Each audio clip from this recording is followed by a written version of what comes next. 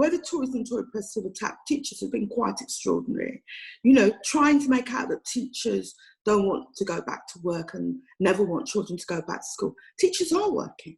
Schools are open. Teachers are working. And of course, we all want children to go back to school, but not until it is safe. So we have to defend the school community. We have to call out these bogus comparisons to countries which have a far lower death rate than we have.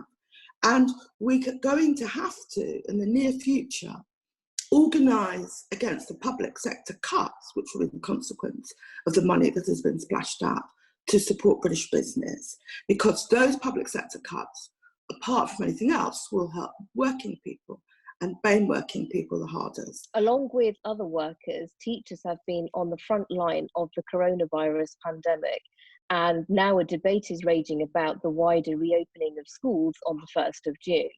Denmark has been mentioned many times by the government and others as a model to follow.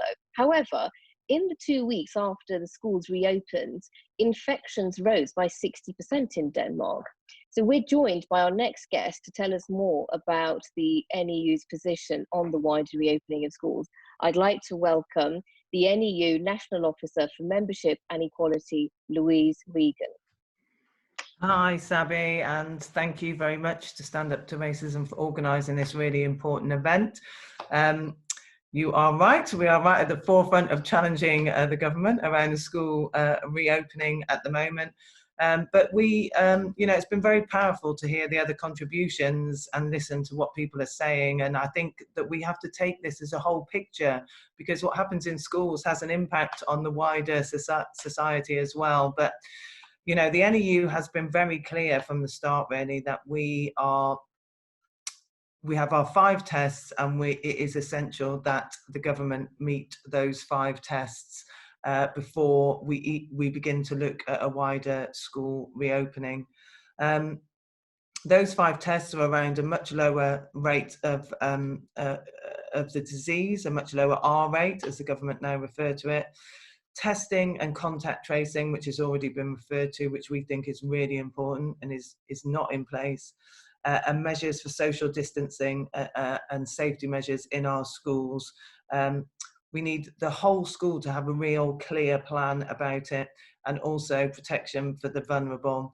And I think what Belle made a really important point, actually, that we talk about vulnerable groups, or as the government have identified them, but actually when we look at disproportionate rates amongst our Black community, then we have to take that into account as well when we're looking at this. It was interesting that Azim talked about face masks. There's no mention of face masks being used in schools, and we are really concerned about the safety of our school communities. Just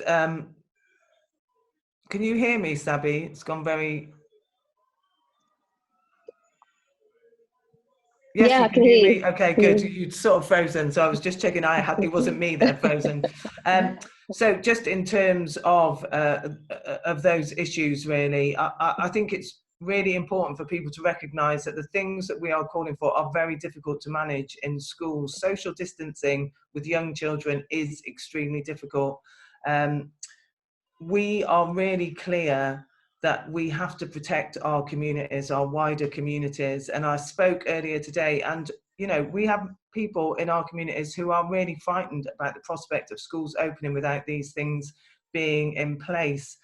One of the things that I talked to people about earlier today was the fact that once children come back into schools, they're going back into their communities. They will be taking anything that they pick up in those schools back out into their communities, and potentially increasing that rate of infection if we are not careful and we do not manage this really well. And of course, once that rate increases, that will have a significant impact on our healthcare system. So again, it's about protecting all of our communities and societies, really.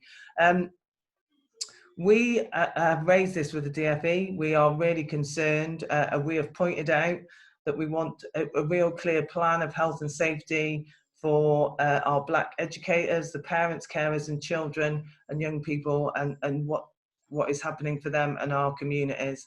And you know, I think people have talked about a public inquiry.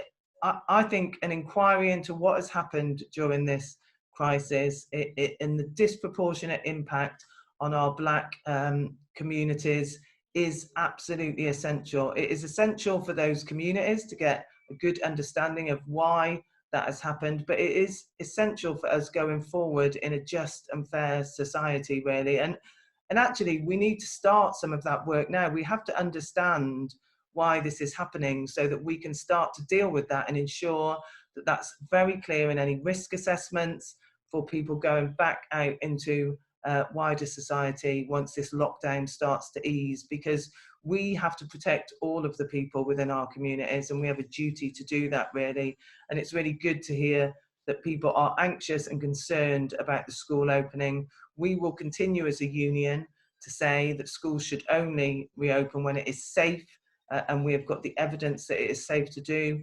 We are working really well with our members. We have a big increase in membership. We've had very active engagement of our members, very big meetings. We had 20,000 members on a call yesterday. So it shows that people are interested in hearing what is happening, are concerned about what is happening in their schools and want to engage with this. But we also know that parents are extremely concerned and that they want to be sure that their children and their community are going to be safe if they return. So, you know, I think it's clear we have to make sure those 5 tests are met.